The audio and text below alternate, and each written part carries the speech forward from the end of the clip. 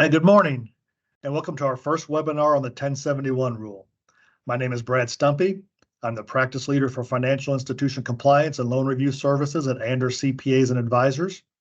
I'll be joined today by Sadie Carrera, who is a compliance supervisor with Anders and has over 20 years of experience in the industry, many of them working for a bank, credit union, or mortgage company. Sadie specializes in loan compliance, so that is what she does all day, every day, and she's very good at it. Those of you who participated in the live webcast may notice a few small differences. We re-recorded the webinar with the goal of providing a shorter and hopefully better viewing experience.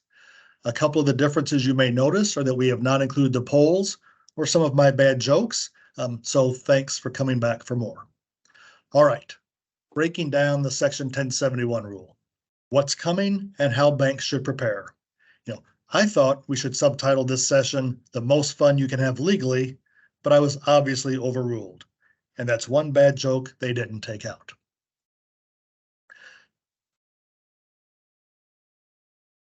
For the last couple of months now, you can lump virtually all of the inquiries we've received on 1071, and there have been a lot of them, into these three very broad questions that we'll attempt to answer today. When should we begin collecting data? If you're fortunate, the answer to this might be never, but if not, it will depend on how many loans you originate to small businesses and possibly on your CRA rating. What should we collect? A lot. How should we prepare? I've heard some suggest prayer.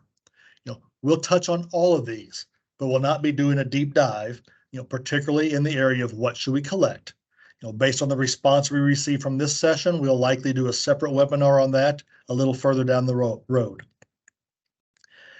As everyone is well aware by now, the document published by the CFPB that included the section-by-section analysis and the final rule was nearly 900 pages. We haven't fully digested the minutia in that document and the related guidance, and even if we had, we couldn't cover it in an hour. So what we'll be doing today is more of an overview of the rule and some thoughts on what you should be considering and doing as you prepare.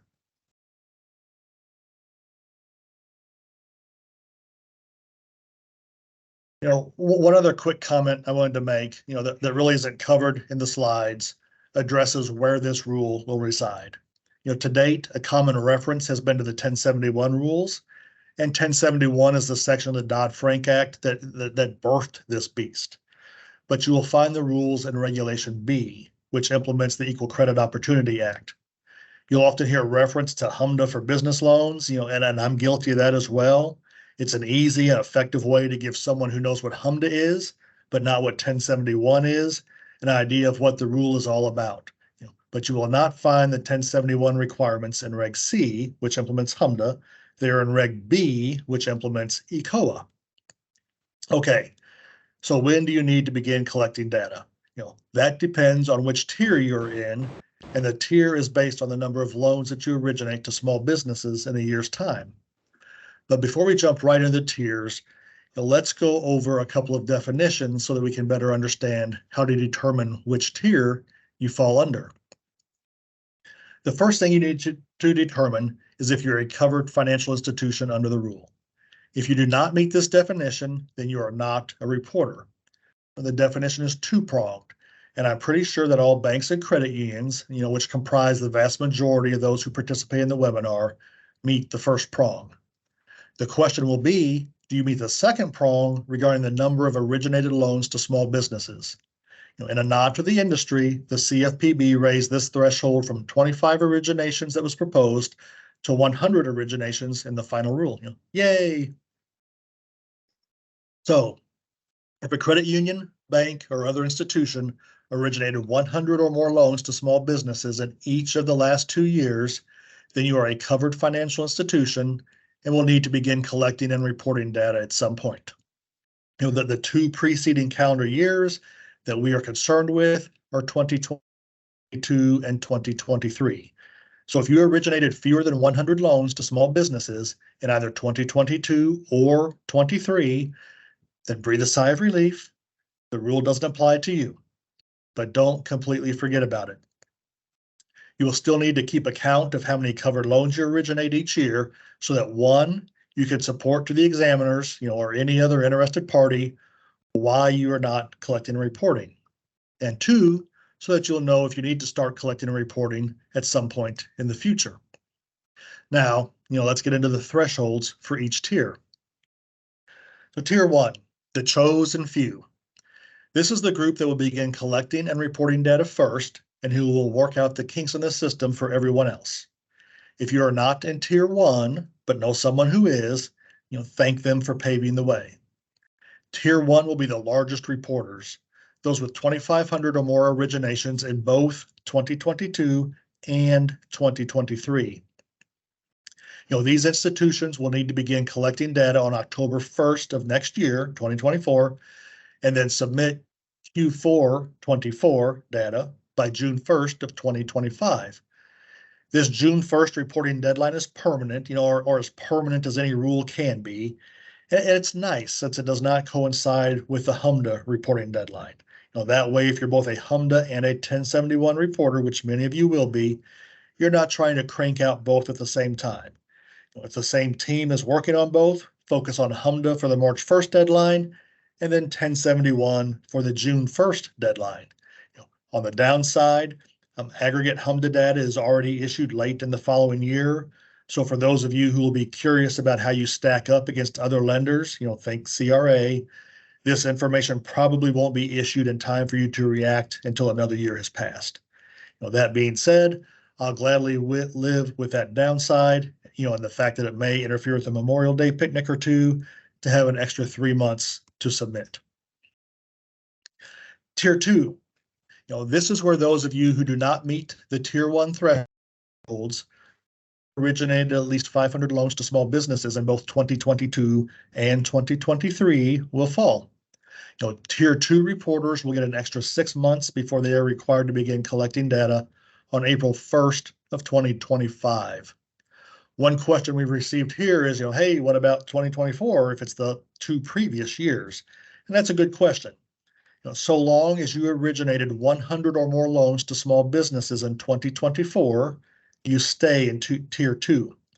If you dip below 100 in 2024, then you're not a covered institution until at least 2027. So that being said, I don't foresee too many instances when a lender will drop from 500 originations in 2 consecutive years to fewer than 100 in the next. If that happens, you probably have bigger headaches than 1071 data. So like tier one reporters, the first year of data for tier two reporters will be a partial year, quarters 2, 3, and 4 of 2025, with a submission deadline of June 1st of 2026. So does anyone out there have a big grin on their face because you don't think you'll be tier one or tier two? Let's see if you fall into tier three or if you will keep on grinning. So if tier one is the chosen few, then perhaps tier three is the lucky few who do not have to begin collecting data until January 1st of 2026, over 2.5 years from now, but it will go by fast. If you did not meet the thresholds for either tier one or tier two, then the 2 years that you're really going to be concerned with are 2024 and 2025. If you originated at least 100 loans to small businesses in both of these years, then data collection for you begins on January 1st, 2026, with an initial submission date of June 1st, 2027 for full year 2026 data. That's a lot of dates. So tier one, tier two, tier three.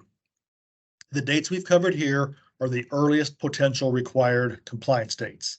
The CFPB has stated that it intends to propose that those with strong records under the CRA or other relevant frameworks be permitted additional time to comply with the rule. So they intend to propose. And after they propose, there will be a comment period. And then at some point, a final rule. So hopefully that proposal and any ensuing final rule comes soon, so we truly know what deadlines we're working with and can plan a little better. Questions we've received about this include, what is a strong record under the CRA? I don't know, but I do think that would be a pretty good indicator. Then we get, what about satisfactory? That's still a good rating, and that may be enough. but that would also delay the implementation date for about 98% of banks. And I don't know that they would go that far. But that again is just Brad's best guess, and I don't make a living playing the odds. What are other relevant frameworks? I don't know this either. I could guess a few if you pressed me, but I truly don't know. We'll have to wait and see. But I would keep an eye on it. It could give you a little more time to get your system in place, and maybe even a little more incentive to shoot for a certain rating at your next CRA exam. So at this point, you may be thinking, and maybe even you're shouting at your computer, that's great, Brad. We know what the numbers are, but what in the name of all that is good and right is a small business under this rule? And to that, my response is, I'm glad you asked. And there's been some confusion on the point. Under the current CRA rule, a small business loan is one that is a loan amount of 1 million or less that is reported under certain call report categories. While a small farm loan is one that has an amount of 500,000 or less that is reported under certain other call report categories. This will not be an issue under 1071. The loan amount and the call report category are not considered. At one point in the development of the 1071 rules, consideration was given to tying this definition to qualification under the SBA Small Business Investment or Development Company guidelines, and those can vary widely based on industry. So thankfully, they did not go in that direction. So also, that is nothing for you to worry about. In the end, the final rule referenced the SBA's definition of a small business concern.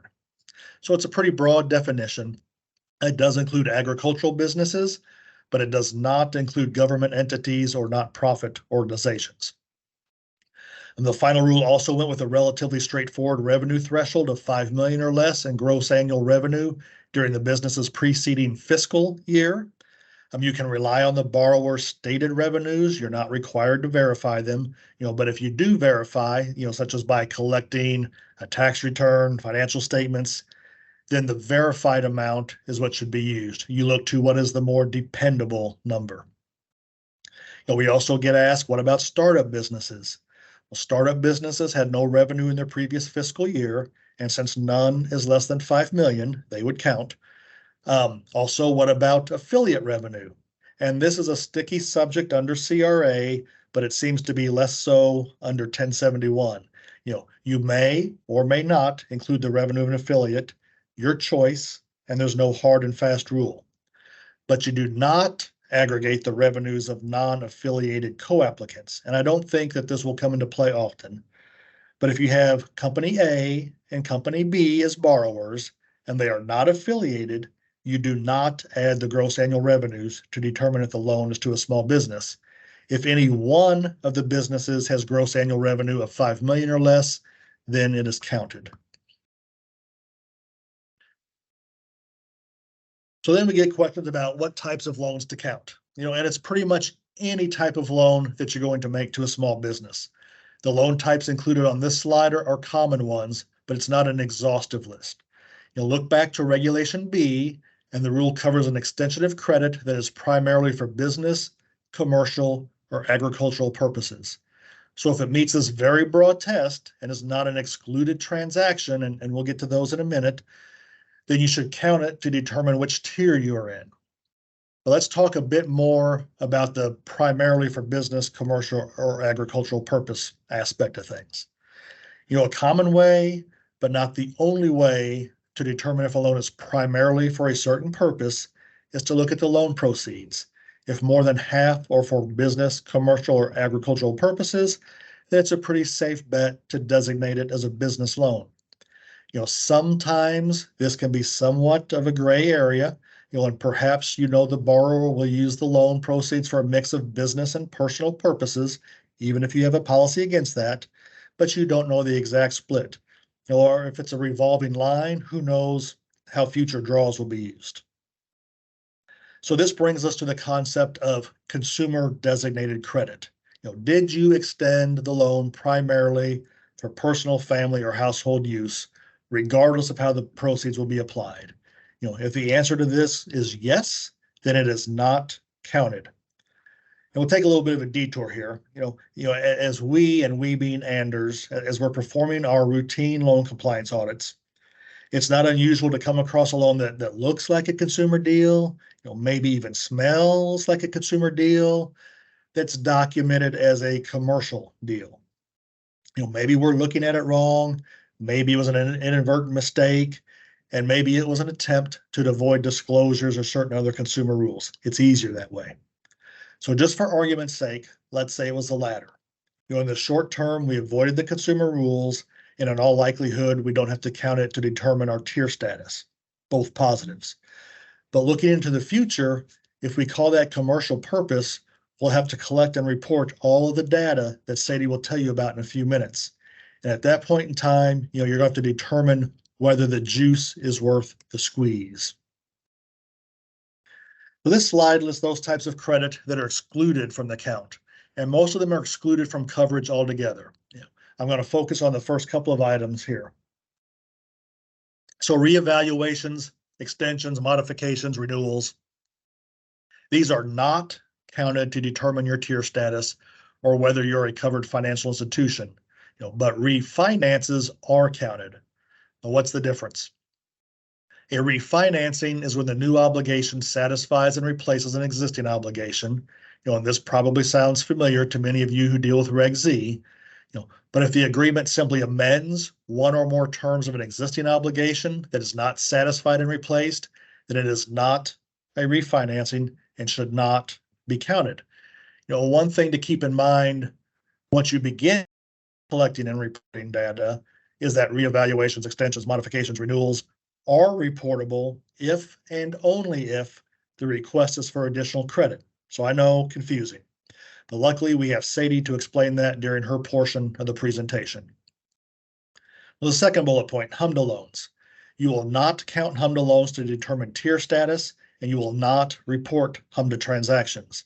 I like that they clearly separated the two, and while I think there's a reasonable argument that they should have made HMDA be all consumer and 1071 be all business, I understand why they did not. And I'll gladly concede that point, not to report them on both registers. Another question we get is what about participations? Participations that you purchase, either entirely or partially, are not counted or reported. Similarly, the purchase of an interest in a pool of covered transactions is not counted or reported. So now that we know what a small business loan is and does not, and we know what the thresholds are for the various tiers, the next question, or maybe more of a comment that we get is, man, that's going to be a bear to go through and make sure we capture each covered origination for the past 2 years. Heck, we don't even collect revenue information all the time. So luckily, regardless of your situation, there should be an option for that, I think, and we'll cover those options now. So the rule allows the use of any reasonable method to estimate your number of covered originations for either or both 2022 and 2023. So after that, the rule is less specific. So if you determine that you are not a covered institution in 22 or 23 using estimates, you may need to develop a more precise system going forward to determine whether you are a covered institution. So the most surefire way to determine your status is to have codes in your loan trial that will easily identify business loans and gross annual revenues. Click, sort, count, voila, you have your number. That being said, more often than not, we do not see revenue levels consistently entered into a loan trial. The first option is to count everything, and everything can be almost anything you want. Perhaps you're a very small lender and you do not even originate 100 loans per year. Count it all. If all is less than 100, there's no need to get in the weeds. Let's say you're a bit larger than that, but you're pretty sure you're not tier 1, or maybe counting literally everything puts you in tier 2, but you're fairly confident you are in tier 3. Then give some thought to your system capabilities and how you can come up with a reasonable and supportable estimate. Purpose code so that you could include or exclude certain loans to come up with a list that you're reasonably confident includes only non-consumer loans. If so, count all of those without worrying about HMDA loans, revenue level, nonprofits, governmental entities. You know, if you don't think that winnowing these others out will change whether you're a covered institution or your tier status, you can be done there. One of the methods of estimation that is considered reasonable in the rule, so you don't have to support why it is reasonable, is to assume that every covered origination, every business loan in 2022 and 2023 is to a small business, one with revenues of less than 5 million. So do that. If you're real close to moving down a tier, let's say that gives you 2,550 loans, maybe you want to go in and weed out nonprofits, governmental entities, HMDA loans, find a few bars with revenues above 5 million to get you down to that tier to give you a few more months to start collecting and reporting. Just remember that most scrutiny will likely come if you're bumping up against the top of the tier. Can you demonstrate that you didn't exclude covered originations that would have pushed you into the next tier? If you're comfortable that you can support your conclusion, be sure it's well documented and move on. So the second option is the most precise and will work best if you have revenue information as a field in your loan trial or stored in some other database that is easy to access and manipulate. Let's say that you do have this information readily available. If you don't already have some type of QC process for the codes and revenues you'll be using, give serious consideration to performing some level of sampling to determine whether you can reasonably rely on that data. You don't want to base your implementation plan on faulty data and have to scramble late in the game. So, faulty data. One thing that comes to mind quickly is for revenues. Let's say I came in and got my first loan with you in 2017. You collected my revenue information and entered it into the system. When I came back to you in 2022 to refinance that loan or get another loan, did you update my revenue information, or is it still whatever you entered the system? We see a lot of 5 years ago. So please, please, please be sure you're working with good data.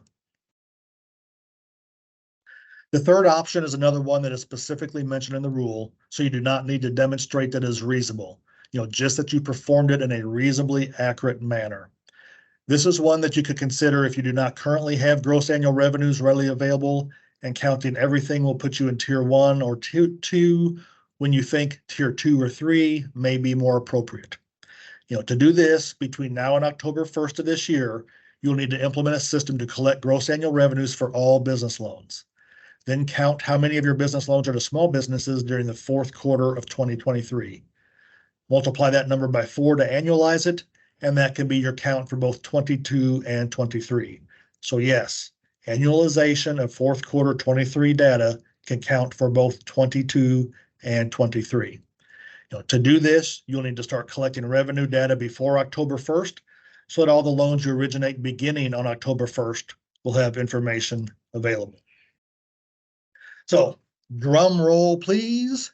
The fourth and final option, and my final slide before handing it over to Sadie, is any other methodology, provided that such methodology is reasonable and documented in writing. So here's your chance to get creative, but probably not too creative. If any of the other options will work for you, the rule says they are reasonable, and I would consider using them. If you decide not to, be able to explain why your methodology either made more sense or was more efficient to implement, or maybe even both. If you use option 4, pretend you're an examiner. Can you convince yourself that the methodology you are using is reasonable? If so, go for it. And remember to document your method in writing. So hopefully this helped give you an idea as to whether you're a covered institution and what tier you're in, or in other words, when you need to begin collecting data.